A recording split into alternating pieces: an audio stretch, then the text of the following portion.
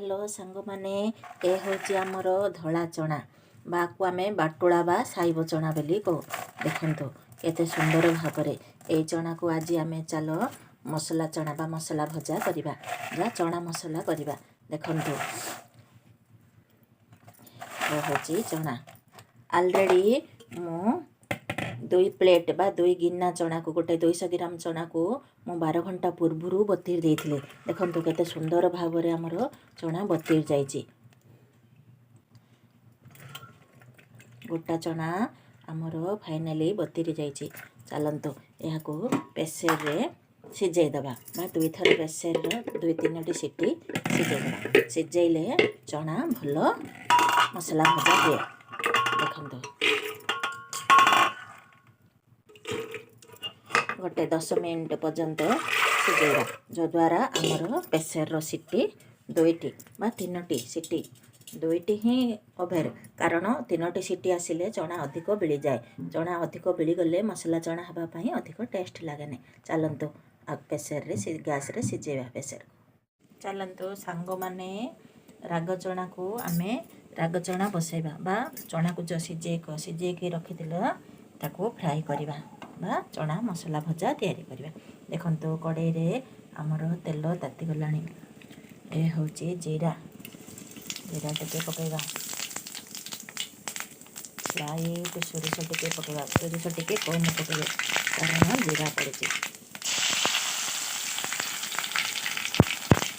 ए होची हमर छेची रखिबा अदा अदा पकेले अदा रसना हले जे रसुण खाइले देह को भल बा भजार टेस्ट भल आसे देखते केते सुंदर भाव में फ्राई हो 2-3टी कंचा लंका को मु काटी रखी हूँ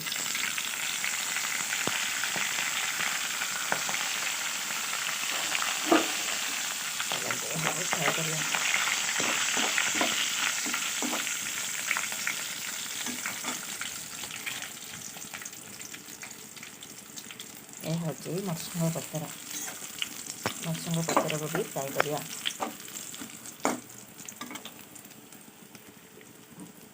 देखो कटा होता पियाज मो 4टी पियाज को काटिक रखिए कारण चना भजा बा राग चना रे अधिक पियाज पकेबा आवश्यकता पियाज पकेले अधिक भल लगे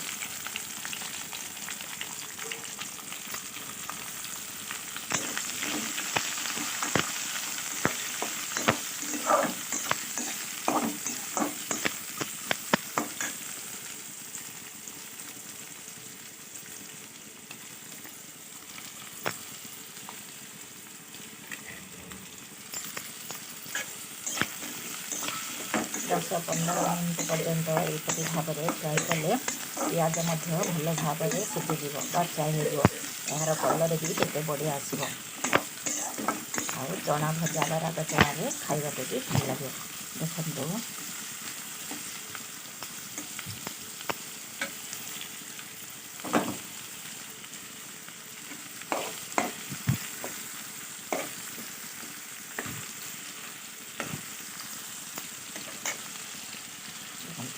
राग चना रे गोटे 2टी टमाटो पकेबा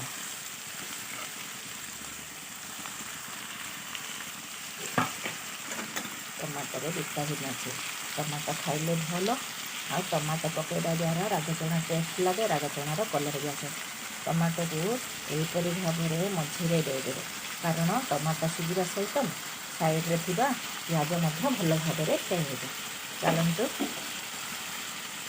10 मिनट फ्राई की आम चना फ्राई की घोड़ाई दबा देखो 10 मिनट भितर केते सुंदर भाव में आमर टमाटो फ्राई हो देखो साइड रे पियाज मसला सब जो दिया होता से फ्राई होपरी भाव में टमाटो को स्लाइस टिके आम बेलरे लगेदेवा देखो मेल्ट सिगला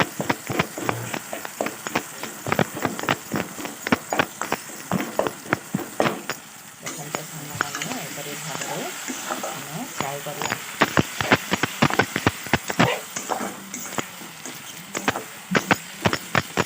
हूँ आमर खाइब चना बा बाटुला चना बा व्हाइट चना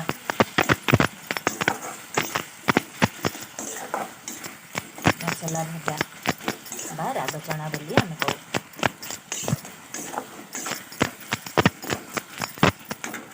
ଦେଖନ୍ତୁ ଏଥିରେ ସ୍ଲାଇଟ୍ ହଳଦୀ ଗୁଣ୍ଡ ପକାଇବା। ଏ ହେଉଛି ଆମର ଜିରା ପାଉଡ଼ର, ଏ ହେଉଛି ଧନିଆ ପାଉଡ଼ର, ଏ ହେଉଛି ଆମର ମସଲା ଗୁଣ୍ଡ।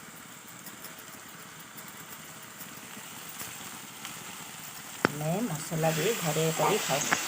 ଆମ ଘର ତିଆରି ମସଲାରେ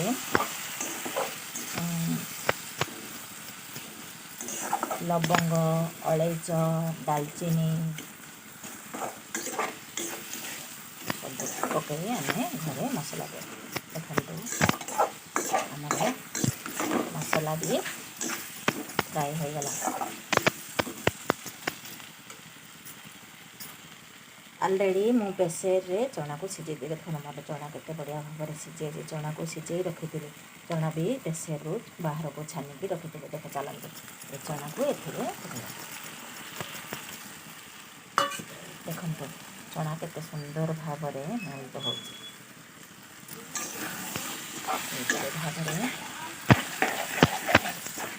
ମସଲା ସହିତ ଚଣାକୁ ଫ୍ରାଏ କରିବା। ଦେଖନ୍ତୁ ସାଙ୍ଗମାନେ ଆମର ମସଲା ଚଣା ଫ୍ରାଏ ହେବାକୁ ଲାଗୁଛି। ଚଣା ଭଜାର କ୍ୱାଣ୍ଟିଟି ଅନୁସାରେ ଆମେ ସେଥିରେ ଲୁଣ ପକାଇବା।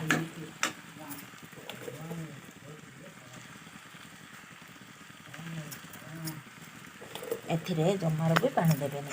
ଏହିପରି ଭାବରେ 10 ମିନିଟ୍ ପର୍ଯ୍ୟନ୍ତ ଫ୍ରାଏ କରିବେ।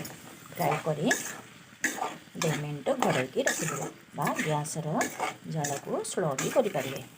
ଅଧିକ ଜାଳ ଦେଲେ ଆମର ମସଲା ଚଣା ପୋଡ଼ି ହୋଇପାରେ। ପୋଡ଼ି ହୋଇଗଲେ ଟେଷ୍ଟ ଲାଗେନି। ତେଣୁକରି ଜାଳକୁ ସ୍ଲାଇଡ୍ କରି ଫ୍ରାଏ କରିବା। ଦେଖନ୍ତୁ କେତେ ସୁନ୍ଦର ଭାବରେ ଆମର ମସଲା ଚଣା ଭଜା ବା ରାଗ ଚଣାର କଲର୍ ପଳା ଆସିଲା। ଏହି ରାଗ ଚଣାକୁ ସୁଜି, ରୁଟି, ପୁରୀ, ଇଡଲି, ଏଣ୍ଡୁରି ବା ମସଲା ସୁଜି ଯେଉଁଥିରେ ବି ଖାଇଲେ ଟେଷ୍ଟ ଲାଗେ। ଭାତରେ ବି ଖାଇଲେ ବି ଚଳିପାରେ। ଚାଲନ୍ତୁ 10 ମିନିଟ୍ ପାଇଁ ରାଗ ଚଣା ଘୋଡ଼େଇଦେବା। ଦେଖନ୍ତୁ ସାଙ୍ଗମାନେ ଆମର ଚଣା ମସଲା ଭଜା ହୋଇଗଲା। ଗ୍ୟାସ୍ ବି ମୁଁ ବନ୍ଦ କରିଦେଲି କାରଣ ଆମର ଭଜା ହୋଇଗଲା। ଦେଖନ୍ତୁ କେତେ ସୁନ୍ଦର ଭାବରେ ହେଇଛି। ଏହିପରି ଭାବରେ ଘରେ ମସଲା ଭଜା ବା ରାଗ ଚଣା ତିଆରି କରି ଖାଆନ୍ତୁ। ଦେଖନ୍ତୁ ଆମର ଅଲରେଡ଼ି ରାଗ ଚଣା ହୋଇଗଲା। ଫାଇନାଲି ଆଜି ଆମ ଘରେ ରାଗ ଚଣା ତିଆରି ହୋଇଗଲା। ଚାଲନ୍ତୁ ଖାଇକି ଦେଖିବା। ଆପଣମାନଙ୍କୁ ଆମର ରାଗ ଚଣା ଯଦି ଭଲ ଲାଗୁଥାଏ ତେବେ ଗୋଟେ ଲାଇକ୍, ସେୟାର, ସବସ୍କ୍ରାଇବ୍ କରନ୍ତୁ। ପ୍ଲିଜ୍ ଗୋଟେ ସବସ୍କ୍ରାଇବ୍ କରନ୍ତୁ।